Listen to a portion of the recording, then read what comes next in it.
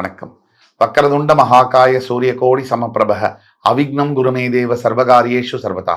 தென்னாட்டுடைய சிவனை போற்றி, எந்நாட்டவர்க்கும் இறைவா போற்றி. இன்னைக்கு நம்ம பேச தனுசு ராசி. தலையெழுத்து மாறுமா? தனுசு ராசியை பொறுத்த வரைக்கும் என்ன தலையெழுத்து பொதுவில், அதற்கு பிறகு இன்னைக்கு தற்போதைய கிரக நிலைமை என்ன, தனுசு ராசிக்கு அது எப்படி ஃபேவரபிளாவோ அன்ஃபேவரபிளாவோ இருக்கு, அடுத்தது தனுசு ராசிக்கு என்ன நடக்கிறது, என்ன எதிர்பார்க்கலாம், அதற்கு தீர்வு என்ன, இந்த மாதிரி தான் அந்த வீடியோவை ப்ரெசென்ட் பண்ண போறோம். நீங்க இந்த வீடியோ பார்க்குறீங்க, ஃப்ரெண்ட்ஸ், ஃபேமிலிஸ் அண்ட் ரிலேட்டிவ்ஸ்க்கு ஷேர் பண்ணுங்க. அதே மாதிரி இன்னைக்கு பேச போற வீடியோ என்பது தனுசு ராசியுடைய நேயர்கள் வாழ்க்கையில ஒரு முக்கிய இடத்தை பெறும். இந்த வீடியோவை முழுசா பார்க்கணும். லைக் பண்ணி, கமெண்ட் பண்ணி, மறக்காம சப்ஸ்கிரைப் பண்ணி, நோட்டிபிகேஷன் பெல்ல மறக்காம பிரஸ் பண்ணுங்க. அப்பதான் நாங்க போடக்கூடிய வீடியோஸ் உங்களை தன்னிச்சையாக சேரும். அன்பு தனுசு ராசி நேயர்களே, என்ன சார் பிரச்சனை? தனுசு ராசியை பொறுத்த வரைக்கும் தலையெழுத்து என்ன? குடிசையில பிறந்து கோபுரத்தில் இடமாறக்கூடிய ஒரு ராசி தனுசு ராசி. இது சத்தியம். உடனே கமெண்ட்ல இல்ல சார், எனக்கு அப்படி இல்லை சார். எல்லாருக்கும் அதே மாதிரி நடக்குமா? பொது பலன்கள் இந்த மாதிரி இருக்கு. முக்கியமா தனுசு ராசி நேயர்களுக்கு பல பேருக்கு ஏழ்மையான வாழ்க்கையில பிறந்திருந்தா கூட கோடீஸ்வரன் ஆகக்கூடிய யோகம் இருக்கு. யார் கோடீஸ்வரன் ஆக முடியும்? நாம 2 படி எடுத்து வச்சாதான் தெய்வம் 20 படி எடுத்து வைப்பார். தெய்வத்தோட தீர்ப்பு என்று ஒன்று இருக்கு. அது சனி ஈஸ்வரன் பகவான் கொடுக்கக்கூடிய தீர்ப்பு. தலையெழுத்து. அதாவது நம்ம ஊர்ல தமிழ்நாட்டில் நிறைய தப்பு பண்ணலாம், என்ன வேணா பண்ணலாம், எவ்வளவு வேணா பொய் சொல்லலாம், யாரை வேணா ஏமாத்தலாம், எவ்வளவு வேணா லஞ்சம் வாங்கலாம், எத்தனை கோடி வேணா கொள்ளையடிக்கலாம். போலீஸு, கோர்ட்டு எதுவும் நம்மளை ஒன்றும் செய்ய முடியாது. ஆனால் அந்த ஆண்டவனோட கோர்ட்டுன்னு ஒன்று இருக்கு. அந்த ஆண்டவனோட கோர்ட்டு கண்டிப்பாக நியாயத்தை செய்தே தீரும். சரியான நேரத்தில் செய்யும்.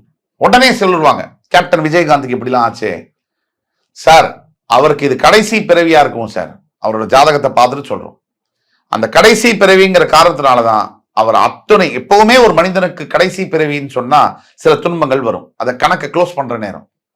ஆனா அவர் செய்த தர்மத்திற்காக தான் அவருக்கு இத்தனை பெரிய மக்கள் வெள்ளம் வந்தது. மறக்க முடியுமா வரலாறு? பாரதியார் பிச்சை தான் சார் எடுத்துட்டு இருந்தாரு. அவர் பக்கத்து வீட்டுல சேடு கோடீஸ்வரன் தான். அந்த சேடோட பேர் யாருக்கும் தெரியாது, பாரதியாரோட பேர் தான் தெரியும். இன்றைக்கும் பாரதியாருக்கு தான் நினைவு நாள் கொண்டாடுறோம், சேட்டுக்கு இல்லை. இதுதான் சார் வாழ்க்கை. நீங்க வாழும் போது என்ன வேணா பண்ணுங்க சார், எவ்வளவு கொள்ளை வேணா அடிங்க, உங்க பக்கத்து வீட்டுக்காரன் கூட நீங்க செத்து போனீங்கன்னு சொன்னா உங்க மேல இறக்கப்பட மாட்டான். அப்பாடா போய் சேர்ந்தான் நினைப்பான். இப்படி வாழ்றது ஒரு வாழ்க்கையா? இருக்கும் போது எல்லாத்தையும் அனுபவிச்சுக்கிறேன், நீங்க எங்கேயும் போக முடியாது, திருப்பி இங்க வந்துதான் ஆகணும். இன்னொரு பிறவி எடுத்து நீங்க பண்ண அத்தனை லூட்டிக்கும் அனுபவிக்கிறதுக்கு வேற எங்கேயும் போக முடியாது. வினை விதைத்தவன் வினை அறுத்தே தீருவான். நீங்க வினையை விதைக்க போறீங்களா இல்ல திணையை விதைக்க போறீங்களான்னு நீங்க தான் முடிவு பண்ணணும். ஆக தனுசு ராசி என்பவர்களுடைய தலையெழுத்துன்னு பார்க்கும்போது நல்ல தலையெழுத்து. பெரிய மனிதர்களுடைய தொடர்பு ஏற்பட்டே தீரும். நல்ல பெரிய பங்களால பெரிய வசதியான வாழ்க்கை ஏற்படக்கூடிய அத்துணை வாய்ப்புகளும் இருக்கு. நல்ல கல்வி அறிவு வரக்கூடிய, புத்தி கூர்மை வரக்கூடிய, படிக்கவே இல்லைன்னா கூட திறமை இருக்கும். அதுதான் தனுசு ராசி. லட்சியங்களை எப்பவுமே சுமந்து கொண்டே செல்வார்கள். வாழ்க்கையில ஒரு விஷயத்தை அச்சீவ் பண்ணா அதோட நின்ற மாட்டாங்க. அதுதான் தனுசு ராசியுடைய ஸ்பெஷாலிட்டி. இதெல்லாம் தனுசு ராசிக்கு இயற்கையா உள்ள தலையெழுத்து. இப்ப உள்ள கிரக நிலைமை என்ன? தனுசு ராசிக்கு 3ஆம் இடத்துல சனி பகவான், 4ஆம் இடத்தில் ராகு, 5ஆம் இடத்தில் குரு பகவான், அதே மாதிரி தனுசு ராசிக்கு 10ஆம் இடத்தில் கேது பகவான். இதுதான் இன்றைய கிரக நிலைமை. இது என்னென்ன செய்ய போகுது, நீங்க என்ன எதிர்பார்க்கலாம்?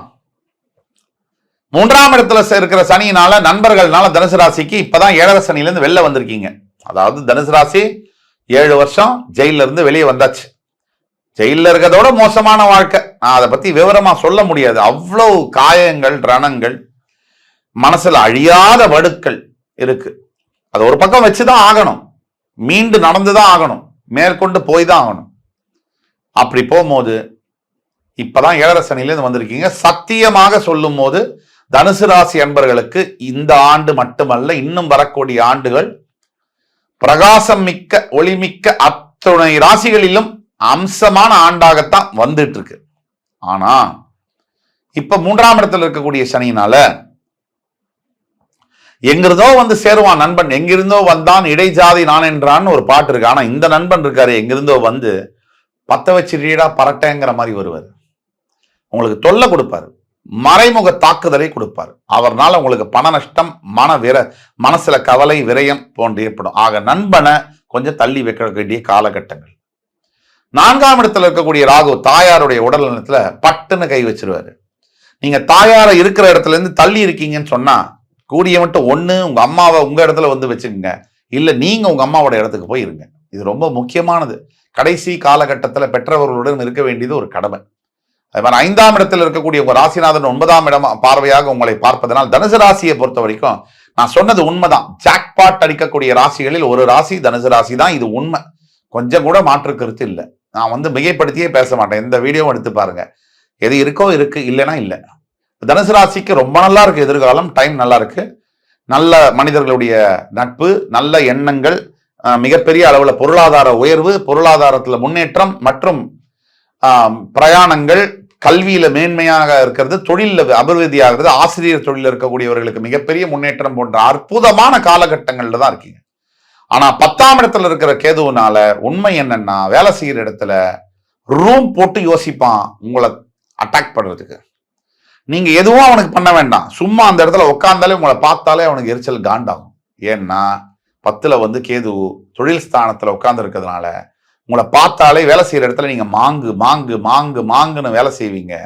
பேரை வந்து அசால்ட்டா ஒருத்தன் தூக்கிட்டு போயிடுவான், எந்த வேலையும் செய்ய மாட்டான். ப்ரமோஷன் பிளஸ் இன்சென்டிவ் அவன் தள்ளிட்டு போயிடுவான். நடக்குதா இல்லையா? இதுல யூஎஸ்ல இருந்தாலும் சரி, ஆஸ்திரேலியால இருந்தாலும் சரி, கனடா இருந்தாலும் சரி, சிங்கப்பூர் மலேசியால இருந்தாலும் சரி, இல்ல யூரோப்ல இருந்தாலும் சரி, இதுதான் உங்களுடைய நிலைமை.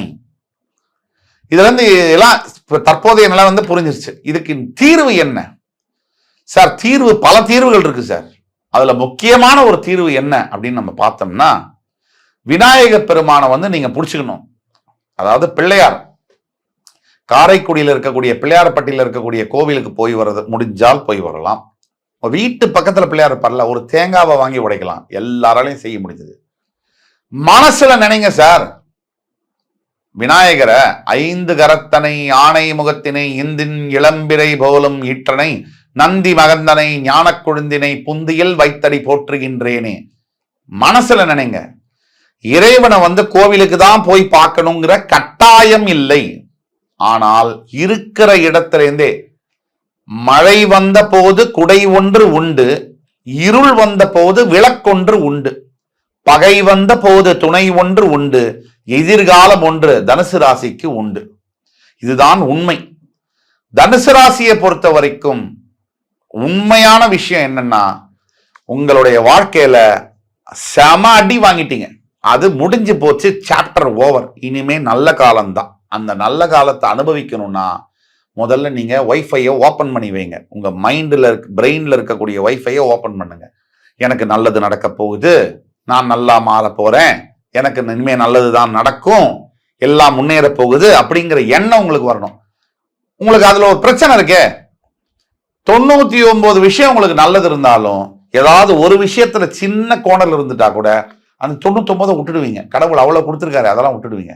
இந்த கோணலா இருக்கிற விஷயத்த புடிச்சுக்கிட்டு எனக்கு அப்படியேதான் இருக்கு, எந்த முன்னேற்றமும் இல்லை அப்படின்னு சொல்லக்கூடிய நேச்சரை நீங்க மாத்திக்கலன்னு சொன்னா திருப்பி அப்படியே தான் இருக்கும். ஏன்னா கண்டிப்பாக உங்களை மனசுல வரக்கூடிய எண்ணங்கள்ல மாறுதல்கள் உங்களுக்கு தேவை. அது மாறும்பொழுது உங்கள் வாழ்க்கையில மிகப்பெரிய பயணங்களை நீங்கள் மேற்கொள்ள நேரிடும். ஆக என் அன்புமிக்க தனுசு ராசி நேயர்களே, உங்களுக்கு தீர்வு என்னன்னு பாத்தீங்கன்னா, முதல்ல மனசுல வரணும், நம்பிக்கை வரணும்.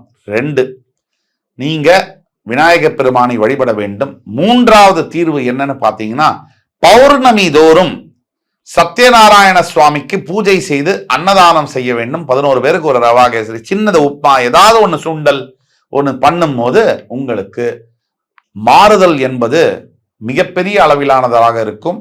கவலையே வேண்டாம், என்றைக்கும் வெற்றி உங்களுக்கு. என் அன்புக்குரிய தனுசு ராசி நேயர்களே, மறுபடி உங்கள் எல்லோரையும் சந்திக்கும் வரை உங்களிடமிருந்து விடைபெறுவது உங்கள் சுபாஷ் பாலகிருஷ்ணன். நன்றி, வணக்கம், வாழ்க வளமுடன்.